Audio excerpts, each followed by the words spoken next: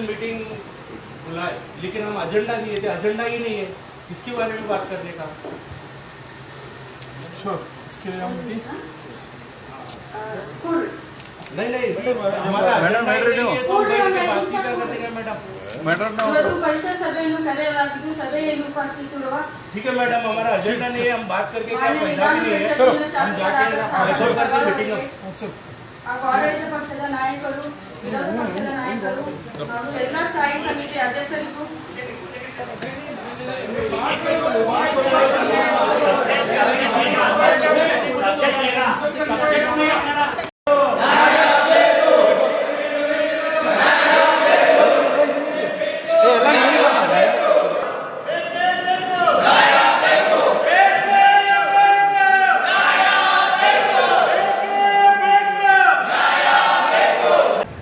ಮಹಾನಗರ ಪಾಲಿಕೆ ಸಾಮಾನ್ಯ ಸಭೆಯಿಂದ ವಿರೋಧ ಪಕ್ಷದ ಸದಸ್ಯರುಗಳು ಸಭೆಯನ್ನು ಬಹಿಷ್ಕರಿಸಿ ಈಗ ಪ್ರತಿಭಟನೆಗೆ ಮಹಾನಗರ ಪಾಲಿಕೆ ಕಚೇರಿ ಎದುರುಗಡೆ ಕೂತಿದ್ದಾರೆ. ಅದರಂತೆ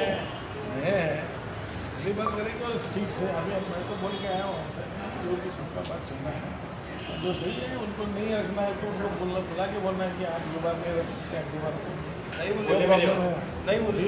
आज बोला है मैंने उनको, तो जो पहली बार है ना बोला ना, इधर उधर हो सकता है।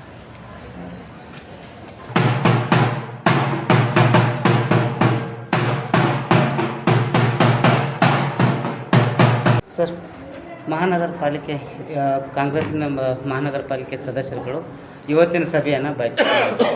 ಸರ್, ತಮ್ಮ ವಿಷಯದ ತಮ್ಮ ಸಮ್ಮುಖದಲ್ಲಿ ಏನಾದರೂ ಚರ್ಚೆ ಆಯ್ತು ಸರ್ ಈ ವಿಷಯ? ಟೋಟಲ್ ಅಪೋಸಿಷನ್ ಎಲ್ಲ ಕಾರ್ಪೊರೇಟ್ ಅಪೋಸಿಷನ್ ಬಹಿಷ್ಕಾರ ಮಾಡಿದ್ದಾರೆ ಕೌನ್ಸಿಲ್ ಮೀಟಿಂಗ್.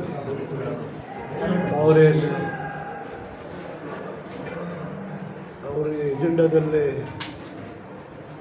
ಸಬ್ಜೆಕ್ಟ್ಸ್ ಕೊಟ್ಟಿದ್ರು, ಅದು ಎಜೆಂಡಾದಲ್ಲಿ ತಗೊಂಡಿಲ್ಲ. ಎಲ್ಲರದ್ದು ವಿಚಾರ ಇದೆ ನಮ್ಮ ಸಬ್ಜೆಕ್ಟ ತಗೊಂಡಿಲ್ಲ ಅಂದರೆ ಎಜೆಂಡಾದಲ್ಲಿ ಅಲ್ಲೇ ಕೂತಿ ಹೆಸರು ಸಲುವಾಗಿ ಮಾಡೋದು. ಚಹಾ ಕೊಡ್ಲಿಕ್ಕೆ ಹೋಗ್ಬೋದು, ಡ್ರೈ ಫ್ರೂಟ್ ತಿನ್ಲಿಕ್ಕೆ ಹೋಗ್ಬೋದು, ಊಟ ಮಾಡಲಿಕ್ಕೆ ಬರೋದು. ಸರ್, ಇವಾಗ ಇದೇ ಮೊದಲ ಬಾರಿಗೆ ಕಾಂಗ್ರೆಸ್ ಪಕ್ಷ ಏನು ಎಲ್ಲ ವಿರೋಧ ಪಕ್ಷದ ಸದಸ್ಯರುಗಳು ಬೈಕಾಟ್ ಮಾಡ್ತಾ ಇದ್ದಾರೆ ಸರ್. ಇದು ಈಗಿನ ವಿಷಯಗಳಂತಂದ್ರೆ 2 ಸಬ್ಜೆಕ್ಟ್ಗಳನ್ನು ತಗೋಬೇಕಾಗಿತ್ತಂತಂದು ಬೇಡಿಕೆ ಇತ್ತು. ಅದ್ರ ಬಗ್ಗೆ ಏನಾದರೂ ಮುನ್ಸೂಚನೆಯಾಗಿ ಏನಾದರೂ ಮಾತುಕತೆ ಆಗಿತ್ತು ಆಡಳಿತ ಪಕ್ಷ ಜೊತೆ? ಇಲ್ಲ, ಹೇಳಿದ್ರು ಮಿನಿಮಮ್ 2 ಶಿವ ಜಯಂತಿ ಇದೆ, ಬಸವ ಜಯಂತಿ ಇದೆ. ಮೊದಲು ಅದು ಎಲ್ಲರಿಗೆ ಶಿವ ಜಯಂತಿ ಮತ್ತು ಬಸವ ಜಯಂತಿ ಶುಭಾಶಯಗಳನ್ನು ಕೊಡ್ತಾ ಅದು ಸ್ವಲ್ಪ ಸಬ್ಜೆಕ್ಟ್ ತೊಗೊಂಡು ಅದು ಮಾತಾಗಿತ್ತು. ಅವ್ರು ಒಂದು ಅರ್ಧ, ನಮ್ಮೊಂದು ಅರ್ಧ, ನಮ್ದು ಅಟ್ಲೀಸ್ಟ್ 2 ಮಿನಿಮಮ್ ತೊಗೊಳ್ಳಿ ಅಂದರೆ ಹೇಳಿದ್ರು. ನಮ್ಮದು LOP ಅಪೋಸಿಷನ್ ಲೀಡರ್ ಮತ್ತು ಎಲ್ಲ ಕಾರ್ಪೊರೇಟ್ಸ್ ಅವರು ಅದನ್ನು ತೊಗೊಂಡಿಲ್ಲ. ಬರೀ ಅವ್ರ ಸಬ್ಜೆಕ್ಟ್ ತೊಗೊಂಡು ಅವ್ರ ಕೌನ್ಸಿಲ್ ನಡೆಸಲಿ. ಏನು ನಮ್ಮದು ಸಬ್ಜೆಕ್ಟೇ ಇಲ್ಲ, ಡಿಸ್ಕಷನ್ನೇ ಇಲ್ಲ ಅಂದರೆ ಏನು ಹೋಗಿ ಮಾಡೋದು ಒಳಗೆ? ಸರ್, ಇವತ್ತಿನ ಸಭೆಗೆ ಮಾತ್ರ ಬಹಿಷ್ಕಾರನೋ ಅಥವಾ ಮುಂದೆ ಬರೋ ದಿನಗಳಲ್ಲಿ ನಾವು ವಿಚಾರ ಮಾಡ್ತೀವಿ. ಎಲ್ಲರದ್ದು ವಿಚಾರ ಬರ್ತೈತಿ, ಕಲೆಕ್ಟಿವ್ ಏನಾಗ್ತೈತಿ ಅದ್ರ ಪ್ರಮಾಣ ನಾವು ಮಾಡ್ತೀವಿ. ಸರ್, ಈಗ ಅಜೆಂಡಾ ಕೊಡೋದೇ ಸಭೆಯನ್ನು ಮಾಡೋದು ಏನು ಉದ್ದೇಶ ಇರ್ಬೋದಾಗಿತ್ತು ಸರ್?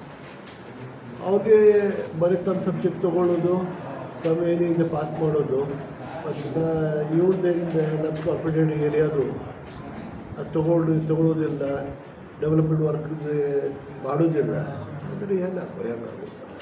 ಸರ್, ನಿನ್ನೆ ಮಹಾನಗರ ಪಾಲಿಕೆ ಮಹಾಪೌರರು, ಉಪಮಹಾಪೌರರು ಮತ್ತು ಆಡಳಿತ ಪಕ್ಷದ ಕೆಲವು ಸದಸ್ಯರುಗಳು DC ಅವರಿಗೆ ಮತ್ತು ಭೇಟಿ ಆಗ್ತಾರೆ ಸರ್. DC ಅವರಿಗೆ ಭೇಟಿ ಆಗ್ತದೆ. ಇದು ಒಂದು ಶಿಷ್ಟಾಚಾರದ ಉಲ್ಲಂಘನೆ ಅನ್ನುವಂಥದ್ದೊಂದು ಮಾತು ಕೇಳಿ ಬರ್ತಾ ಇದೆ.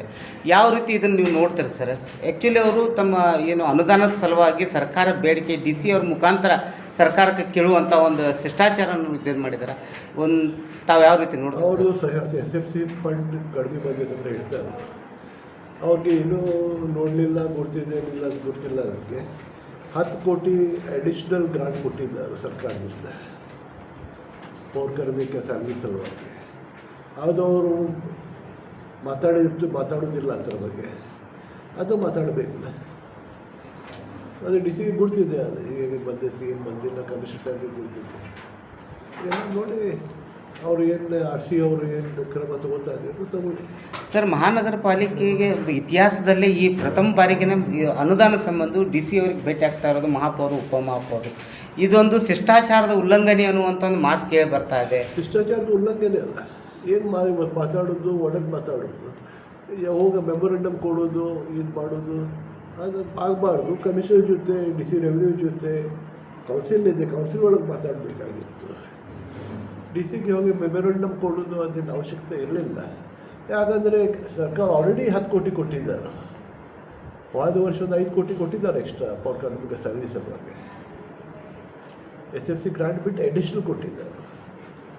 ಅದು ಅವ್ರು ನೋಡಬೇಕು, ಚೆಕ್ ಮಾಡಬೇಕು. ಸರ್, ಸರ್ಕಾರಕ್ಕೆ ಏನಾದರೂ ದೂರು ಸಲ್ಲಿಸೋದು ಆಗಲಿ ಅಥವಾ ಏನಾದರೂ ಇವ್ರ ಬಗ್ಗೆ ಒಂದು ಪತ್ರ ಬರೆಯುವಂಥ ವ್ಯವಸ್ಥೆ ತಮ್ಮ ಶಾಸಕರಾಗಿ ಬರೀತೀವಿ. ಎಲ್ಲ ನಮ್ಮ ಕಾರ್ಪೊರೇಟರ್ಸ್ಗೆ ತೊಗೊಂಡು ಮೀಟಿಂಗ್ ತೊಗೊಂಡು ಮಾತಾಡಿ ಮುಂದಿನ ನಾವು ಏನು ಮಾಡೋದು ಅದಕ್ಕೆಲ್ಲ ಮಾತಾಡ್ತೀವಿ. ಸರ್, ಮಹಾನಗರ ಪಾಲಿಕೆ ಸಾಮಾನ್ಯ ಸಭೆಯಿಂದ ಕಾಂಗ್ರೆಸ್ ಏನು ವಿರೋಧ ಪಕ್ಷದ ಸದಸ್ಯರುಗಳಿದಾರಲ್ಲ ಬೈಕಾಟ್ ಮಾಡಿದ್ದಾರೆ ಸರ್, ಇದನ್ನು ಯಾವ ರೀತಿ? ವಿರೋಧ ಪಕ್ಷದ ಸದಸ್ಯರು ಮಹಾನಗರ ಪಾಲಿಕೆಯ ಸಾಮಾನ್ಯ ಸಭೆಯನ್ನು ಬಹಿಷ್ಕಾರ ಮಾಡಿದ್ದು ದುರ್ದೈವ. ಯಾಕಂತಂದ್ರೆ ಅವ್ರದ್ದು ಯಾವುದೇ ವಿಷಯಗಳ ಕಾರ್ಯಸೂಚಿ ಮೇಲೆ ಬರದೇ ಇರೋದ್ರಿಂದ ಬಹಿಷ್ಕಾರ ಮಾಡ್ತಾವೆ ಅಂತ ಹೇಳ್ತಾ ಇದ್ದಾರೆ. ಅದಕ್ಕೆ ಕಾರ್ಯಸೂಚಿಗಳು ಕೊಡುವಂಥ ನಿಯಮಾವಳಿಗಳು ಅದಾವೆ 7 ದಿವಸ